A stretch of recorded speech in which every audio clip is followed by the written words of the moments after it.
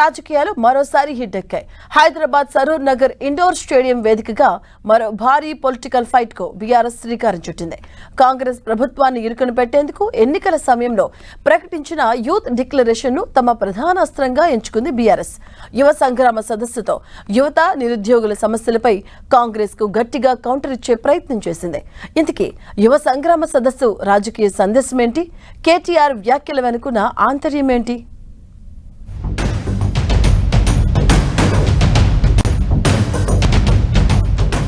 యువ సంగ్రామ సదస్సు వేళ సరూర్ నగర్ ఇండోర్ స్టేడియం గులాబీ జెండాలతో నిండిపోయింది. రాష్ట్రం నలుమూలల నుంచి భారీ సంఖ్యలో తరలివచ్చిన యువత, పార్టీ శ్రేణులతో సభా ప్రాంగణం కిక్కిరిసిపోయింది. పార్టీ వర్గాల అంచనా ప్రకారం దాదాపు 20 నుంచి 25 వేల మంది వరకు సభకు హాజరయ్యారు.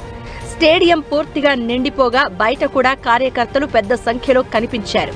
బీఆర్ఎస్ వర్కింగ్ ప్రెసిడెంట్ కేటీఆర్ తో పాటు పార్టీ సీనియర్ నేతలు, ఎమ్మెల్యేలు, ఎమ్మెల్సీలు, మాజీ ప్రజా ప్రతినిధులు, యువజన, విద్యార్థి విభాగాల నాయకులు సభలో పాల్గొన్నారు. సభలో కాంగ్రెస్ ప్రభుత్వంపై తీవ్ర స్థాయిలో విరుచుకుపడ్డారు కేటీఆర్.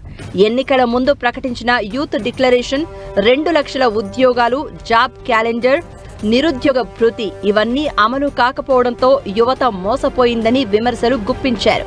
కాంగ్రెస్ ప్రభుత్వం ప్రకటిస్తున్న ఉద్యోగాల లెక్కలపై కూడా ప్రశ్నలు సంధించారు.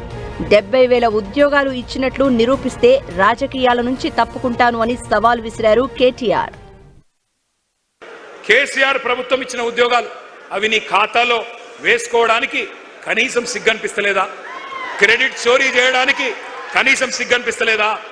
నేను ఈరోజు ఈ సరూర్ నగర్ వేదికగా ఇన్ని వేల మంది మా తమ్ముళ్ళు చెల్లెల సాక్షిగా సవాల్ చేస్తా ఉన్నా రేవంత్ రెడ్డి, 70,000 ఉద్యోగాలు నువ్వు ఇచ్చినట్టు నోటిఫికేషన్లతో సహా నీ ప్రభుత్వమే ఇచ్చినట్టు రుజువు చేస్తే శాశ్వతంగా రాజకీయ సన్యాసం చేసి నేను పోతా, రాజకీయమే వదిలేస్తా.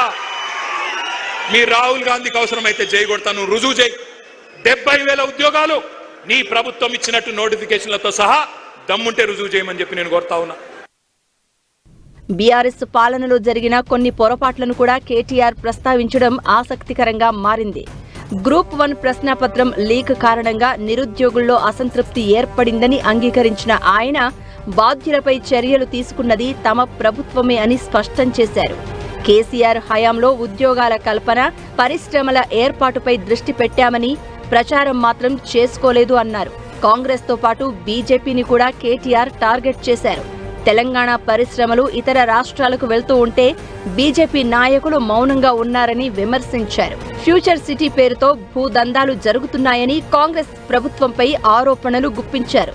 స్థానికులకు పరిశ్రమల్లో ఉద్యోగాల కల్పన కోసం కేసీఆర్ ప్రత్యేకంగా కృషి చేశారని చెప్పారు. యువతే రాష్ట్ర భవిష్యత్తని, నిరుద్యోగుల సమస్యలపై ఇక నుంచి రాష్ట్ర వ్యాప్తంగా ఉద్యమం కొనసాగిస్తామని కేటీఆర్ ప్రకటించారు. జార్జి రెడ్డి స్ఫూర్తితో పోరాడుదామని పిలుపునిచ్చారు. 2028లో కేసీఆర్ మళ్లీ ముఖ్యమంత్రి అవుతారని ధీమా వ్యక్తం చేశారు. గతంలో జరిగిన తప్పిదాల నుంచి పాఠాలు నేర్చుకున్నామని, అధికారంలోకి వచ్చిన తర్వాత యువతకు అండగా ఉంటామని హామీ ఇచ్చారు మాజీ మంత్రి కేటీఆర్. యూత్ డిక్లరేషన్ హామీలనే రాజకీయ ఆయుధంగా మార్చుకున్న బీఆర్ఎస్ యువ సంగ్రామ సదస్సుతో యువతను మరోసారి తమ వైపు తిప్పుకునే ప్రయత్నం చేసింది. ఈ సభతో మొదలైన రాజకీయ పోరాటం రాబోయే రోజుల్లో తెలంగాణ రాజకీయాలను ఎంత మేర ప్రభావితం చేస్తుందనేది ఆసక్తిగా మారింది.